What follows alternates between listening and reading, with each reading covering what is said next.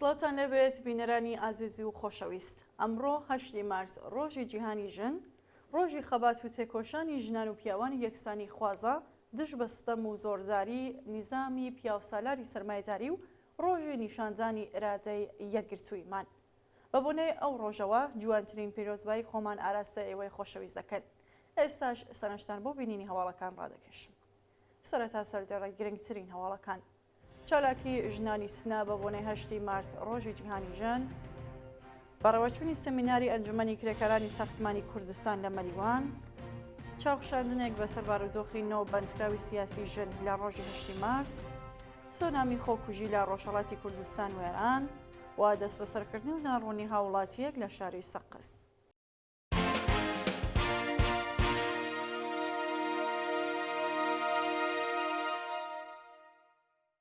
درێژە هەواڵەکان. چالاکی ژنانی سنا بە بۆنەی 8 مارس ڕۆژی جیهانی ژن.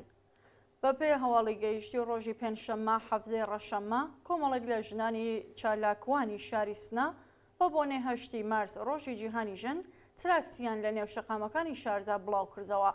بە پێزانیاریەکان ژنانی تێکۆشەری شاری سنە هاوکات لەگەڵ بڵاوکردنی تراکت و برۆشور بە هەر ژن و کچێکی نێو شەقامەکانی شاردا گوڵێکی سووریان بەخشی و 8 مارس ڕۆژی جیهانی ژنیان پیرۆزبایی کرد.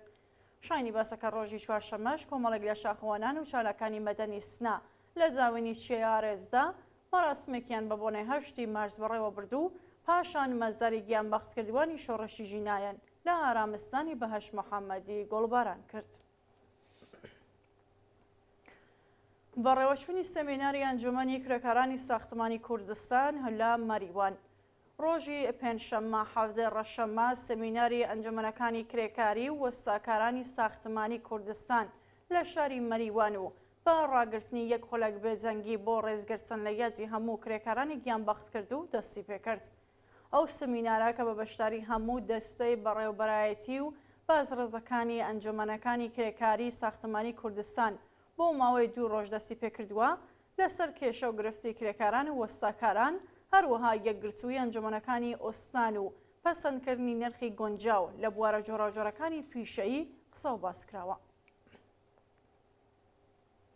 پێشوازی خەڵکی گونجەکانی نێو نەگەڵ لە نەورۆزی کوردەواری. ڕۆژی پێنجشەممە 17 ڕەشەممە دانیشتوانی گوندی نوێی مەریوان هەڵمەتی خاوێنکردنەوەی ئەو گوندەیان بەڕێوە بردو ژنان و پیاوانی ئازادی خواز لە گوندی نەگەڵ و ئاوایەکانی جۆروبەری با هەڵپەڕکێ و خۆشی بە پێشوازی نەورۆزی کوردەواری چوون. بە پێ ئەو ڤیدۆیانەی لە تۆڕە کۆمەڵایەتەکاندا بڵاوکراوەتەوە، دانیشتوانی گوندی نێ لە ژن و پیا و منداڵ بەرەو پیری بەهاری سەرکەوتن ڕۆیشتن و هەموو کۆڵان و شەقامەکانی ئەو گوندەیان لە زبڵ و خاشاک پاک کردەوە و ئەو کەلوپەلانەی بۆ خەڵکی لافاولەدراوی بەلوچستان ئامادەیان کردبوو بەڕێیان کرد تاکو بەدەستی لێ قەوماوانی ئەو ڕووداوە سروشتیە بکات. لە لایەکی دیکەوە دانیشتوانی گوندی نەگڵ و ئاوایەکانی جۆروبەری باکردنەوەی ئاگر و هەڵپەڕکێ پێشوازیان لە نەورۆز و ساڵی نوێ هەساوی کرد و هیوای سەرکەوتنیان بۆ هەموو گەلانی چاوساوەی جیهان خواست. چاوخشاندنێک بەسەر بارودۆخی نەوبەندکراوی سیاسی ژن لە ڕۆژی 8 مارس. بەپێ هاماری ناوەندەکانی مافی مرۆڤ نەوبەندکراوی سیاسی ژن بەناوەکانی زەینەب جەلالیان، سوعەدا خەدیرزادە، مۆژگان کاوسی، سەکینە پەروانە، هاجەر سەعیدی، فریشتە حسەینی، وریشە مرادی و پەخشان عەزیزی لە زیندانەکانی یەزد، ورمێ، تۆنێکابۆن، مەشهەد و سنا بەندکراون. لە نێوان ئەو بنەوبەندکراوە وریشە مرادی و پەخشان عەزیزی لە گرتوخانەی ئەمنیەتیدان و هەر نەوبەندکراوەکە لە کاتی دەستبەسەرکردنیاندا لە دەسڕاگەیشتن بە پارێزەر و چاوپێکۆتن لەگەڵ بنەماڵەکانیان بێبەشکراون. هەروەها لە کاتی لێپرسینەوەدا ئەشکەنجەی دەرونی و ژەستەی دراون. بە پێزانیاریەکان دەستبەسەرکردنی ژنان لە ساڵی ڕابردووی زاینی 28.5% زیادی کردووە. بەگشتی 325 چالاکی ژن لەلایەن ناوەندە ئەمنیەتیەکانەوە دەستبەسەر و 147 چالاکی ژنی دیکە لەلایەن دەستگای قەزای کۆماری ئیسلامیەوە بە زیندان شەل لە قووی عەزام مەحکوم کراون کە 92 کەسیان ژنانی کورد بوون. برینداربوونی کۆڵبەرێک لە سنووری نەوسود.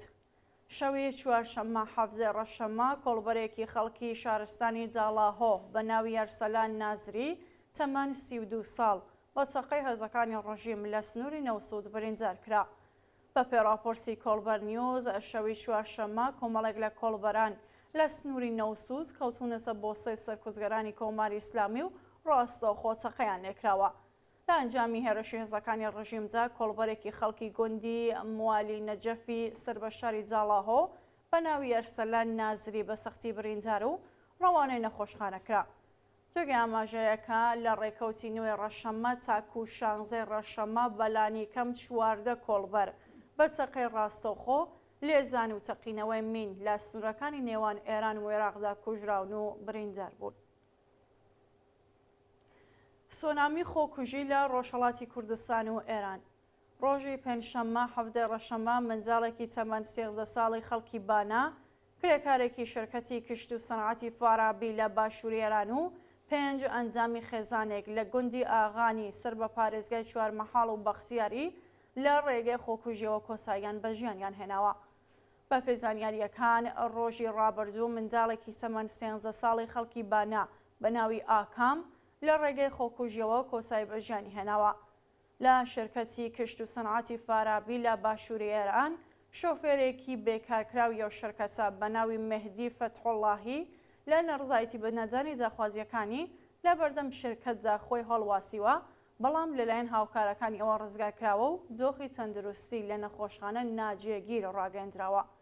هەروەها لە گوندی ئاغانی سەر بە پارێزگای چوارمەحاڵ و بەختیاری 5 ئەندامی بنەماڵێکی هەژار دوای نووسینی وەسیەتنامە پێکەوە کۆساییان بە ژیانیان هێناوە و بڵاوبوونەوەیەوە هەواڵە دەنگدانەوەی زۆری بە دوای خۆیدا هێناوە. دەستبەسەرکردن و ناڕوونی چارەنووسی هاوڵاتیەک لە شاری سەخس. چارەنووسی هاوڵاتیەکی دەستبەسەرکراوی خەڵکی سەخس بە ناوی ڕەسوڵ فەراجی پاش ڕفاندنی لەلایەن ئیدارەی سڵاهاتەوە بە ناڕوونی ماوەتەوە. بە پێزانیاریەکان ڕۆژی یەکشەممە 13 ڕەشەممە ڕەسوڵ فەراجی تەمەن 50 ساڵ و کرێکاری بیناسازی خەڵکی سەخس بە بێبەڵگەی قەزایی لەلایەن ئیدارەی سڵاهاتەوە ڕفێنراوە و هیچ زانیاریەک لەسەر شارەنووسی لە بەردەستانیە. بە وتەی سەرچاوە خۆجێیەکان ئیدارەی سڵاهاتی سەخس ئەو شارۆمەندەی لەسەر هەڵگرتنی وێنە و ڤیدیۆ لە بنکەکانی جەنگدانی ئەو شارە لە کاتی هەڵبژاردنەکانی هەردوو مەجلیسی شۆرای ئیسلامی و خۆبرەکانی ڕابەری دەست بەسەر کردووە و هێشتا ڕاگەیان نەداوە بنەماڵەکەی چاویان پێ بکەوێت. بەرزڕاگرتنی 8 مارس ڕۆژی جیهانی ژن لەلایەن ژنانی چالاکوانی تاران.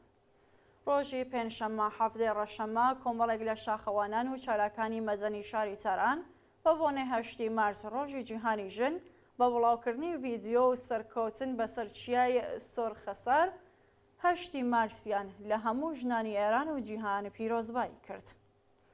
کۆمەڵێک لە ژنانی تێکۆشەری کوردستان و ئێران لە گرسە ڤیدیۆیەکدا پەیامی یەکڕیزی و پیرۆزبایی خۆیان بە بۆنەی 8 مارس پێشکەش بە ژنان و کشانی ئێران کردووە و لەسەر درێژەدان بە شۆڕشی ژینە تا گەیشتن بە ئازادی و بەرابەری جەخزیان کردوێتەوە.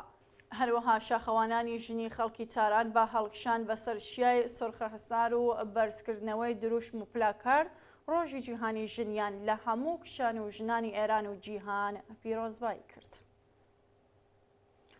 لە سێدارەزانی بەندکراوێکی بەلوژ لە زیندانی زەنجان. بەیانی پێنجشەممە 7 ڕەشەممە حکمی ئەعدامی بەندکراوێکی بەلوچ بە ناوی مەهدی گۆرگیچ تەمەن 50 ساڵ لە زیندانی زەنجان جێبەجێکرا. مەهدی گۆرگیچ خەڵکی گوندی خێرابادی سەر بە شارستانی زیهەکە ساڵی 98 هەساوی لە شاری ورمێ با تۆمەتی پەیوەندیدار بە مادەی هۆشوەر دەست بەسەر و پاش مەحکومبوون بە ئەعدام بۆ زیندانی زەنجان گوازرایەوە. ئەو بەندکراوە بەیانی پێنجشەممە بەبێ ئەوەی دوای دیداری لەگەڵ بنەماڵەکەی ئەنجام دات لە سێدارە دراوە. دووە هەواڵ ڕێزگرتن لە 8 مارس ڕۆژی جیهانی ژن لە ئەفغانستان. بە گوێرەی هەواڵێک کە لە ئەفغانستانەوە بەدەستمان گەیشتووە ڕۆژی پێنجشەممە 7 مارس کۆمەڵێک لە ژنان و پیاوانی پەنابەری چەپ و ئازادی خواست لە یەکێک لە شارەکانی ئەفغانستان 8 مارس ڕۆژی جیهانی ژنیان بەرز ڕاگرت. بە پێوە هەواڵە ژمارێکی بەرچاو لە ژنان و پیاوانی پەنابەری چەپ و ئازادی خواست لە ئەفغانستان بە بۆنەی 8 مارس ڕۆژی جیهانی ژن ڕەڕەسمەکیان بەڕێوە بردووە. ڕەڕەسمەکە سەرەتا بە خوێندنەوەی سرودی ئەنتەرناسیۆناڵ سروزی هاوپشتی جیهانی چینی کرێکار دەستی پێکردووە و پاش دقیقەیەک بێجەنگی بۆ ڕێزگرتن لە یادی سەرجەم گیان بەختکردوانی ڕاگەی ئازادی و بەرابەری ڕاگەندراوە. دواتر لەلایەن یەکێک لە بەشداربووانەوە قسە و باسێک سەبارەت بە مێژووی 8 مارس و بارودۆخی ژنان لە ئاستی جیهان و بەتایبەت لە ئێران و ئەفغانستانی ژێر دەسەڵاتی کۆنەپەرست و جونایەتکاری تاڵیبان و کۆماری ئیسلامی پێشکەشکراوە و ڕێز لە خەبات و فیزاکاری ژنانی بوێری ئەفغانستان و پێشنگانی شۆڕشی ژنجیان ئازادی لە ئێران گیراوە. شاینی باسەکە ڕەوڕەسمەکە با بڵاوکردنەوەی گوڵ و شیرینی و وچنەوەی دروشمی شۆڕەشگەرانە کۆتای پێهاتووە. بینەرانی خۆشەویست هەواڵەکانتان پێشکەشکرا هەر شاد و ئاسوودەبن.